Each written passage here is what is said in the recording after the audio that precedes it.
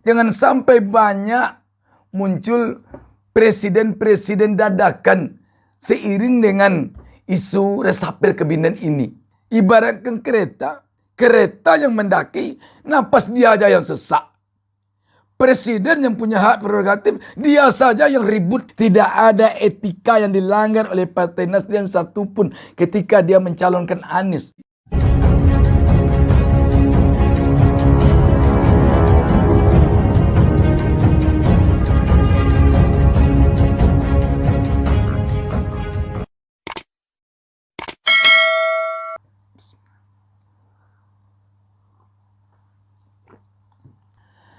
Assalamualaikum warahmatullahi wabarakatuh. Senang sekali kita dapat berjumpa kembali pada kesempatan ini. Saya Bustami Narda tak lupa mendoakan kepada Allah Subhanahu wa taala di awal pertemuan kita ini.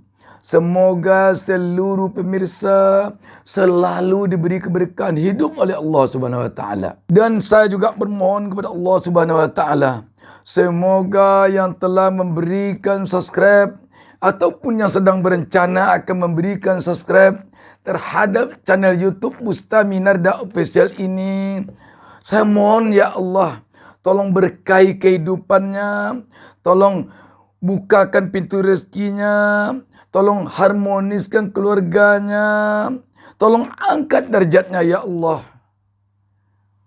Amin ya rabbal alamin. Sahabat BN, hiruk pikuk tentang isu resapel kabinet makin hari terdengar semakin lantang dan menggema kemana-mana di Republik ini. Padahal kalau kita lihat, apalah artinya sebuah resapel dalam masa kabinet yang hanya tinggal sekitar 2 tahun lagi. Apa yang bisa diperbuat oleh seorang menteri dalam waktu yang sesingkat ini untuk bangsa dan negara, kecuali hanya untuk terima gaji dan honor-honor serta hasil pendapatan lainnya. Melihat perkembangan semakin menggelembungnya isu resapel ini, saya teringat dengan satu statement dari Menkominfo Johnny G. Plate. Dia mengatakan jangan sampai banyak muncul presiden-presiden dadakan seiring dengan isu resapel kabinet ini. Memang kita melihat resapel kabinet yang adalah hak prerogatif presiden ini sepertinya secara tak langsung maupun secara langsung telah dikebiri oleh banyak pihak atau banyak orang yang seakan-akan mereka terkesan ingin mengambil hak prerogatif presiden itu dengan cara mengusulkanlah, memintalah, memberi masukanlah, menyarankanlah, macam-macam istilahnya. Yang jelas sepertinya terkesan sekarang ini ada bentuk upaya penggebirian terhadap presiden dalam hal presiden memiliki hak prerogatif terhadap penentuan resapel atau tidak resapelnya kabinetnya ini. Kalau diibaratkan kepada gelas ini, ada tada atau ada piring kecil di bawahnya, lebih panas pula piring kecil di bawahnya dibandingkan dengan gelas yang berisi air ini. Artinya apa? Lebih panas pula lagi orang yang di kiri kanan presiden dibandingkan presiden. Bahkan presiden kalau ditanya kelihatannya, Pak, apa ada rencana resapel Pak? Lihat saja. Atau dia jawab, mungkin. Atau dia jawab, bisa jadi. Tetapi yang di sekeliling presiden sepertinya bagaikan kacang direbus 1 biji dalam sebuah periuk besar. Terbang sana, terbang sini, luncur sana, luncur sini. Dia yang pusing. Ibaratkan kereta yang mendaki, napas dia aja yang sesak. Presiden yang punya hak prerogatif, dia saja yang ribut, dia saja yang sepertinya presiden dadak kan tadi. Sebab dia presiden Tidak ada persiapan untuk jadi presiden, terdadak jadi presiden aja. Merasa dia sudah punya hak prerogatif untuk memberhentikan menteri ini, untuk mencopot menteri ini, untuk mengganti menteri ini. Jadi memang menarik statement Johnny G. Plate ini. Jangan sampai banyak pula yang jadi presiden dadakan gara-gara isu resapel ini. Sahabat BN, kalau kita perhatikan panasnya isu resapel saat ini adalah karena ada 3 kader Partai Nasdem yang sekarang menjadi menteri di kabinet Jokowi ini. Sedangkan kita lihat Partai Nasdem sekarang ini mendukung dan mendeklarasikan Anies Baswedan sebagai bakal calon presiden Republik Indonesia untuk 2024-2029. Itu kelihatannya benih-benih gejolaknya. Tetapi kita melihat statement-statement dari Partai Nasdem tetap mengatakan akan tetap setia kepada Joko Widodo selaku Presiden Kepala Negara sampai habis masa jabatan Joko Widodo. Sekarang kan ada yang bicara, kalau begitu kok cari calon lain, dia menentukan sikap untuk mendeklarasikan calon lain. Yang jadi pertanyaan, apakah Jokowi akan maju lagi? Kalau Pak Jokowi akan maju lagi menjadi capres untuk 2024-2029, wajar. Mungkin Pak Jokowi butuh dukungan dari Nasdem. Tetapi ketika sekarang undang-undang tidak membenarkan lagi Jokowi untuk maju 1 periode lagi, apa yang salah pada Nasdem kalau dia mencari atau menemukan atau mendeklarasikan seorang tokoh yang dia yakini akan mampu memenangkan Pilpres ini untuk Pilpres 2024 mendatang? Apakah harus Nasdem menunggu habis masa jabatan Jokowi Oktober 2024 nanti baru dia menentukan sikap untuk menentukan siapa calon yang akan dia usung atau dia dukung atau deklarasikan? Tidak bisa, sebab proses pemilu ini tahapannya telah dimulai. Kalau Nasdem menentukan sikap untuk memilih capres yang akan didukung atau diusungnya Oktober 2024 mendatang, kapan pemilihannya? Kapan? Jadi apa yang dilanggar oleh Nasdem ketika dia saat ini telah menentukan orang tokoh yang akan diusungnya? Apa yang dilanggar oleh Nasdem? Apakah berarti Nasdem melanggar ketentuan koalisi? Tidak. Kalau dia keluar katanya dari koalisi, dia tidak mendukung kepemimpinan Jokowi. Mungkin juga bisa dikatakan kok Nasdem keluar, saya akan belum habis masa jabatan saya, bisa begitu.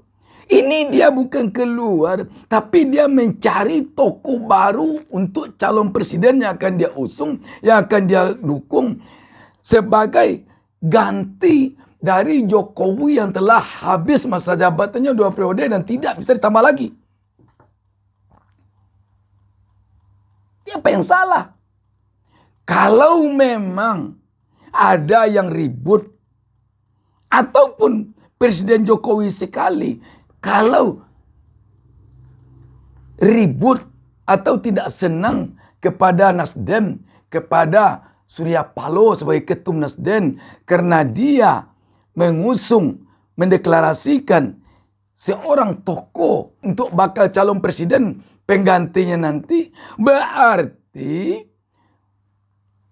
Pak Jokowi menginginkan Nasdem menentukan sikap untuk mengusung atau mendukung tokoh yang akan dicalonkannya setelah nanti masa jabatannya habis. Apakah logis itu? Jelas tidak. Jelas tidak. Bisa saja sekarang ini Golkar dia berpikir untuk cari calon yang mungkin menang menurut dia dukung. Bisa saja partai PDIP karena Jokowi tidak maju lagi, cari lagi kader PDIP atau kader lain yang akan diusung dan dimajukannya. Tidak mungkinlah PDIP walaupun Jokowi kader PDIP, apakah PDIP akan menentukan tokoh yang akan diusung atau yang akan dicalonkannya. Benar-benar nanti di hari serah terima jabatan Jokowi dengan presiden baru. Tidak mungkin. Tidak mungkin. Demikian juga dengan P3. Demikian juga dengan partai-partai lain, PAN dan lain sebagainya. Demikian juga sama. Kalau ada partai sekarang yang setia menunggu untuk menentukan siapa tokoh yang akan diusung dan yang akan dicalonkannya, yang akan dideklarasikannya, yang akan didukungnya untuk Capres 2024-2029. Dia setia menunggu benar-benar di hari serah terima jabatan Presiden Jokowi dengan Presiden baru nanti. Itu memang kesetiaan sejati yang namanya hidup semati itu. Benar-benar. Itu memang salut kita itu. Kalau ada yang berpikir demikian. Saya pokoknya tidak akan mengusung dan mencalonkan siapapun. Sampai benar-benar Presiden Jokowi yang telah saya dukung dan usung selama ini. Benar-benar beliau nanti tidak lagi pakai lambang presiden di bajunya itu. Baru saya mau cari. Sulit mungkin dan tidak yakin kita akan ada yang ditemukan partai satupun yang begitu. Contoh, Gerindra sekarang telah mendeklarasikan calon presiden. Pak Prabowo. Kok ke Anies kelihatannya sorotannya yang tajam? Kenapa ini? Di sini kelihatannya bahwa kalau begitu publik nanti akan menilai presiden yang akan demisioner nanti ini tampaknya menginginkan mengendalikan partai-partai koalisinya agar mencalonkan, agar mendukung, agar mengusung, agar mendeklarasikan tokoh yang diinginkan oleh presiden. Kalau itu yang terjadi, demokrasi akhirnya dikungkung dalam kotak yang lebih kecil. Dan itu saya kira tidak ada di dalam perjanjian koalisi dulunya. Tidak ada kita dengar. Kalau ada perjanjian seperti itu dalam koalisi, berarti perjanjian itu telah mengkebiri demokrasi. Sahabat BN, sebenarnya sekarang ini semua partai boleh-boleh saja mencari calonnya masing-masing, mencari tokoh. Semua partai baik dalam koalisi maupun di luar koalisi, baik partai penguasa maupun partai oposisi, boleh semuanya sekarang ini mencari tokoh-tokoh, menentukan tokoh-tokoh, memilih tokoh-tokoh yang diyakini akan bisa menang dalam pilpres nanti, yang diyakininya sama ideologinya dengan dia, yang diyakininya sama cara berpikirnya dengan dia, tujuannya dengan dia. Boleh semua partai membuka diri mencari sekarang ini. Boleh. Untuk apa partai menunggu-nunggu restu? Untuk apa? Apa ada jaminan siapa yang tidak dapat restu dari Pak Presiden Jokowi, partainya sekarang ini besok pasti kalah? Nggak ada jaminan. Ataukah partai ini siap biar saya kalah ataupun menang, pokoknya saya menunggu restu dari pimpinan koalisi? Apakah gitu? Saya tidak yakin. PDIP sendiri saya tidak yakin sekarang ini akan menunggu restu dari Pak Jokowi untuk mencalonkan tokoh untuk bakal calon presiden, untuk calon presiden dari PDIP. Tidak yakin saya. Sebab hasil kongres PDIP sendiri tidak ada bunyinya harus menunggu restu dari presiden yang sedang berkuasa sekarang. Tidak ada. Yang ada cuman Kongres memberikan hak prerogatif kepada ketua umum untuk menentukan calon presiden dan wakil presiden. Itu yang ada. Jadi PDIP pun tidak menunggu restu itu. Kenapa kok partai lain yang tidak satu partai dengan Pak Jokowi kok sepertinya terikat sekali untuk menunggu restu Pak Jokowi, untuk menunggu Pak Jokowi setelah terima jabatan baru menentukan calon. Ini yang perlu agaknya didudukkan di negeri ini agar demokrasi kita tidak terkesan demokrasi yang membingungkan bagi rakyat. Rakyat jadi bertanya-tanya, kok ada yang marah kepada Nasdem ketika Nasdem menentukan sikap mencalonkan Anies Baswedan. Apa salahnya Nasdem? Apa yang dilanggar oleh Nasdem? Etika moral apa yang dilanggar oleh Presiden? Tidak ada sama sekali. Taruhlah dicari dia melanggar etika. Etika apa yang dilanggarnya? Ketika Pak Presiden Jokowi tidak akan maju lagi untuk 3 periode. Etika apa yang dilanggarnya? Ketika dia menentukan sikap untuk mencalonkan tokoh selain Pak Jokowi. Apa etika yang dilanggarnya? Oh, dikatakan kalau begitu nanti bisa saja tokoh ini dalam kampanye nanti menjelek-jelekkan hasil kerja Pak Jokowi. Yakin saja kita bahwa tidak ada yang jelek dari hasil kerja Pak Jokowi. Kalau ada yang jelek hasil kerja Pak Jokowi, jangankan Nasdem, PDIP akan menghantam juga nanti itu. Sebab kader PDIP atau akar rumput dari PDIP tentu tidak akan mau tinggal diam. Kalau memang tampak ada yang tidak becus, yang tidak baik dari hasil kerja Pak Jokowi. Sepanjang hasil kerja Pak Jokowi baik, siapa yang mau ngungkit? Tidak ada. Tidak ada. Oh, dikatakan dia akan oposisi. Seoposisi-oposisinya orang, seoposisi-oposisinya partai, seoposisi-oposisinya kelompok, tidak akan mau dia membongkar-bongkar yang baik. Tidak akan mau. Kenapa harus takut? Contoh, dibuat jalan tol oleh Pak Jokowi. Jalan tol itu selagi baik, dari 10 jam orang bisa jadi 5 jam. Apanya yang ribut? Kecuali tidak dibayar tanah orang. Kecuali ada hal-hal yang melanggar. Biasanya jalan ditempuh 10 jam. Sekarang ditempuh 5 jam. Apa yang mau dikritik? Demikian juga dengan IKN. Oh, nanti IKN dijelek-jelekan. Apanya yang mau dijelek-jelekan? Kalau memang positif IKN itu untuk kemajuan bangsa dan negara. Makanya ketika satu program dibuat itu sudah jelas-jelas itu. Kalau seperti undang-undang, naskah akademisnya sudah ada. Latar belakang asbabun nuzulnya program itu dimulai sudah ada. Tapi kalau jelek, masih ingat kita mungkin Golkar dulu bukan partai, tapi Golkar yang ketua Dewan Pembina Golkar itu untuk Indonesia dulu adalah Pak Harto. Dan kita tahu yang mendirikan Golkar itu malah Pak Harto sebagai selaku seorang TNI. ABRI dulu dia.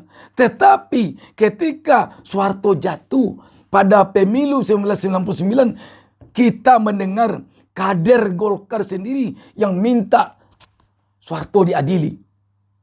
Itu memang kalau ada dasarnya yang tidak baik.